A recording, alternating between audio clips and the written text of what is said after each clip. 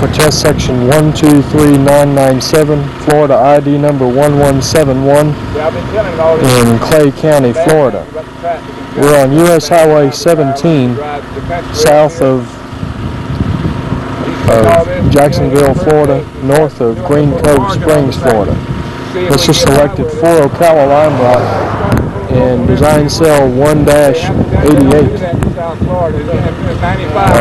The thicknesses were indicated on the plans as being 3 inches of asphalt concrete, 10 inches of lime rock base, and 12 inches of a stabilized subgrade on top of sand subgrade.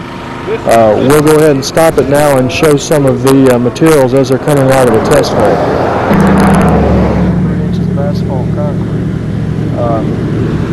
As you can see on the core that was extracted from the hole, we have right at 3 inches, just a hair more than that shown.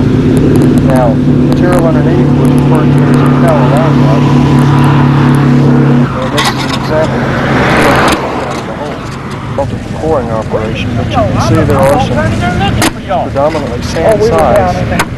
Here's a smattering of aggregates. 3/4 to 1 inch range, probably some up larger than that because I'm sure we tore some of it up. Lime rock that I was just mentioning. Got several large particles here. The reason that it looks yellowish as it does is due to it being slightly moist as a result of the coring operation. Normally it's white in color as this piece of aggregate indicates. This is about 2 inches in size. It came out of the hole. You see that it's mostly sand size with some gravel mixed into it. Mixed with water coming out of the hole wet. And you can see the particle size of some of the larger aggregates. The select backfill material that's underneath the lime rock base. Okay, the lime rock was measured at a total of 10 inches. On top of which there's 3 inches of asphalt concrete, and then we get into the sub-base material as we see here, the darker color. The side slopes, and it is predominantly sand, and it's suspected that this is a subgrade, as was shown on the plans. The plans indicate a soil profile also, which is something that we can look at for this particular section of roadway that we have here. You may be able to see some of the other exposed materials here along the side slope.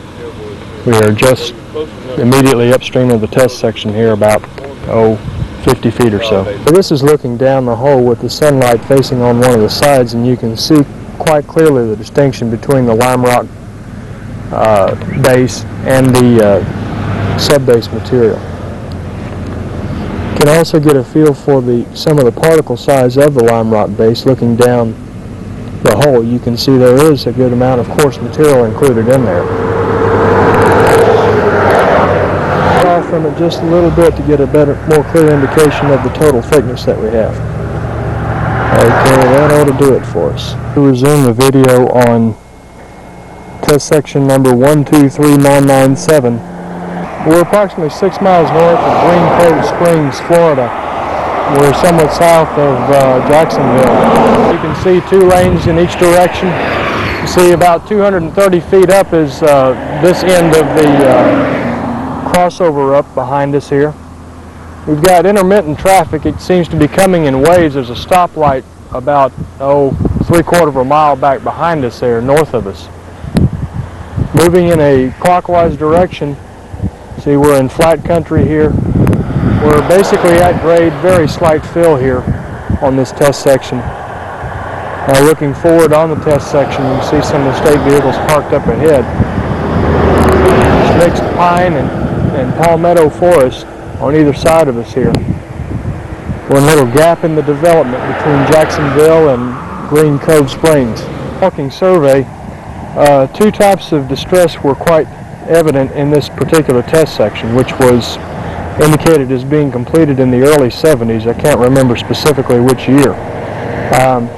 The 2 types of distress which are probably visible in this, we don't have a lane closure here, so I can't really step out onto the lane. But you can see some cracking, which I'm identifying as low severity alligator cracking here in the outside lane. And we have rutting, which appears to be between 4/10 of an inch and 1 inch in depth in each lane, in each wheel path, that is. This alligator cracking also appears in the inside wheel path, and what I'm doing is just characterizing it as being about 2 paths 1.5 feet wide each, going throughout the length of the test section for a total of feet of low severity alligator cracking. We've got some clumps of foliage down here, so I might be rocking along some as I'm speaking on this. We have some cracking up ahead here, which appears to be more like what one might expect with block cracking, or what might be defined as that. But in some cases it's difficult to distinguish between one and the other. And some of this on back here, and that you can probably see. You stop and sweep it on over there and show the inside lane. The traffic's let up some. I'm going to step out to try to show it. You can see some of it here in the inside lane. Feels somewhat short because I'm just about out of juice on the battery. This is some of what I had talked about before. This is very intermittent though, in what could be called block cracking. And I'm just going to refer to it all as low severity alligator cracking and be done with it. Here is some of what we might could consider to be moderate severity alligator cracking, although there isn't really any spalling which has occurred at the cracks. I step out in the lane and try to show this a little bit more clearly. No, actually, since they are tightly held together, I think I'm going to continue referring to this as low severity alligator cracking. Down the hole, you can see the distinction between the asphalt concrete and the lime rock base, and then the sub-base material underneath there. There's